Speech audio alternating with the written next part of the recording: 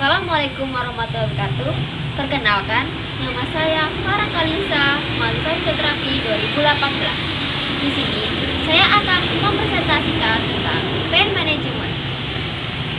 Saya akan membahas tentang pain management yang terdiri dari yang pertama, definisi nyeri.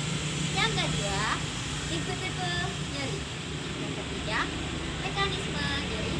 Yang keempat, penata laksanaan fisioterapi. Definisi nyeri adalah suatu kondisi di mana seseorang merasakan tidak nyaman atau tidak menyenangkan yang disebabkan oleh kerusakan jaringan. Tipe-tipe nyeri. Yang pertama, nyeri akut atau jangka waktu pendek. Yang kedua, nyeri kronik, bertahan setelah proses penyembuhan terjadi. Yang ketiga, nyeri rekuren, hilang atau timbul. Tahapan proses nyeri. Yang pertama ada transduksi, yaitu proses perubahan dari stimulus nyeri menjadi potensial aksi oleh nociceptor. Kedua ada konduksi, proses berjalannya impuls aferen melalui serabut A delta dan C ke radix posterior dari medula spinalis. Yang ketiga, transmisi, proses pengiriman impuls dari neuron kedua ke talamus neuron 3 dan kemudian ke korteks sensomotorik.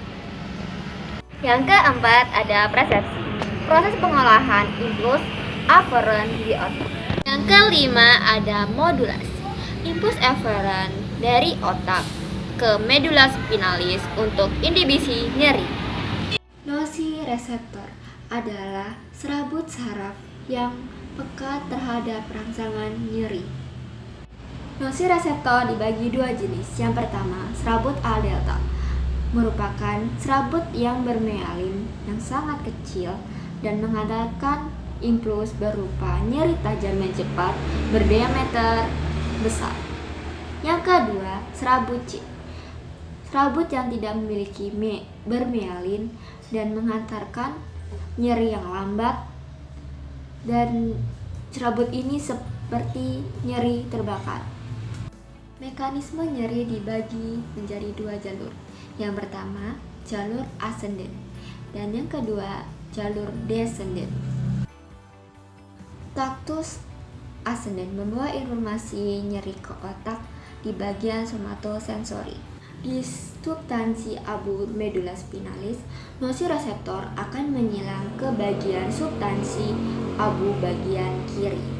Dan setelah itu, nociceptor akan mengeluarkan neurotransmitter berupa substansi P yang akan menstimulus second order neuron.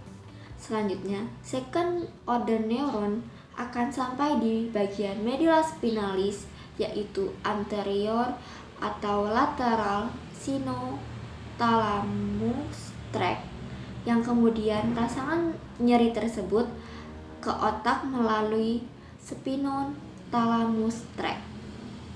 Spinothalamus tract adalah traktus ascending yang membawa informasi sensoris berupa nyeri dan temperatur menuju talamus. Setelah itu, setelah sampai di talamus, second order neuron akan menstimulasi third order neuron dengan mengeluarkan neurotransmitter. Third order neuron akan menyampaikan rangsangan nyeri tersebut ke bagian somatosensori cortex sesuai dengan bagian yang terstimulus. Pada kasus ini, rangsangan nyeri akan sampai di bagian kaki somatosensori cortex di sebelah kiri. Di cortex, rangsangan nyeri akan diubah menjadi rangsangan pertahanan nyeri berupa descending inhibition pathway atau gate control pathway. Traktus descendant bertanggung jawab untuk menghambat dan mengontrol rangsangan nyeri yang dibawa oleh traktus ascendant. Traktus descendant, respon nyeri akan dibawa oleh first order neuron dari somatosensori menuju ke medula spinalis melewati periaqueal scremator di midbrain dan nucleus rapi magnus di medula spinalis. Nucleus magnus first order neuron akan melepaskan neurotransmitter dan merangsang second order neuron.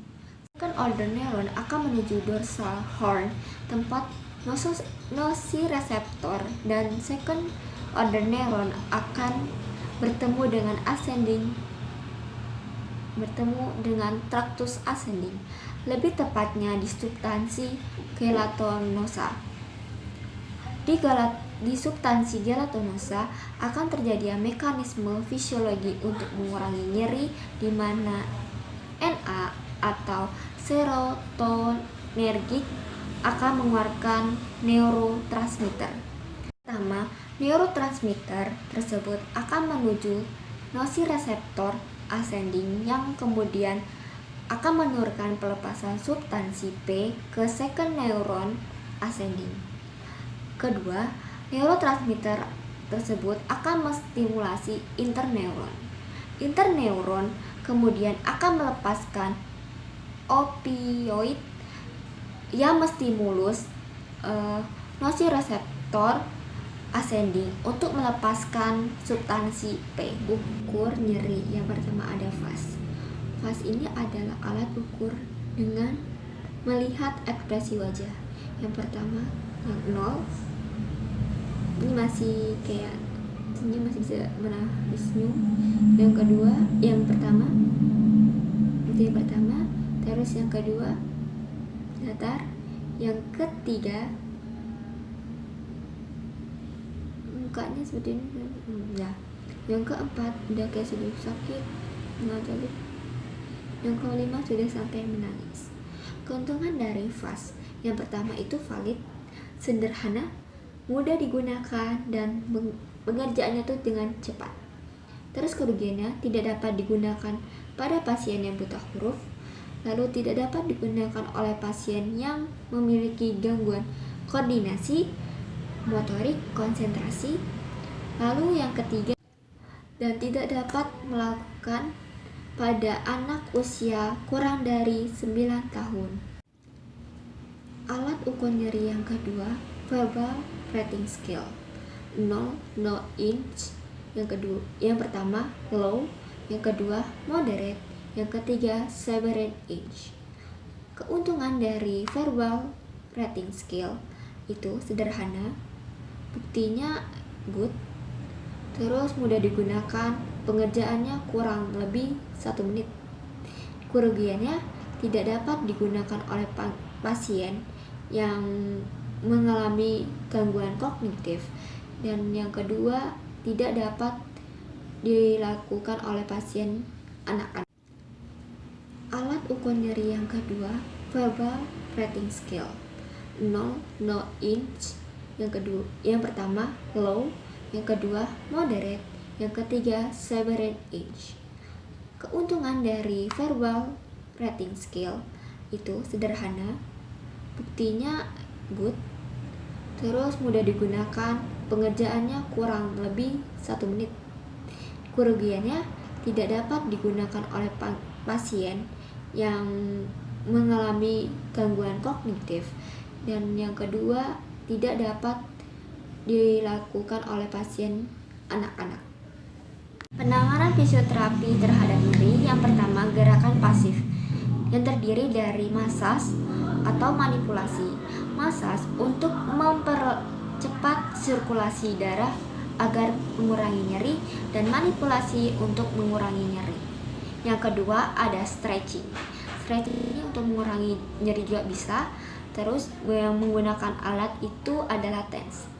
TENS menstimulasi serabut A beta untuk mengurangi nyeri.